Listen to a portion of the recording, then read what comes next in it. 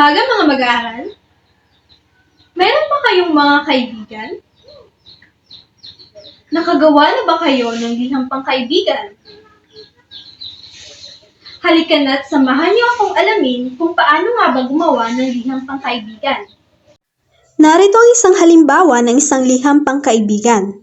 Ano-ano nga ba ang bahagi ng isang liham? Pamuhatan. Ito ang unang bahagi ng liham pangkaibigan.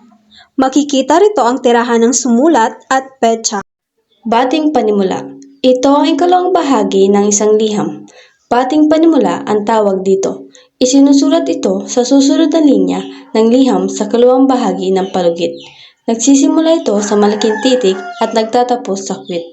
Halimbawa nito ay ang mahal kong bino. Sunod naman na bahagi ang katawan. Dito nakasulat ang mensahe at layunin ng sumulat. At ang huling bahagi ng liham pangkaibigan ay ang lagda. Ito ang pangalan o palayaw ng sumulat.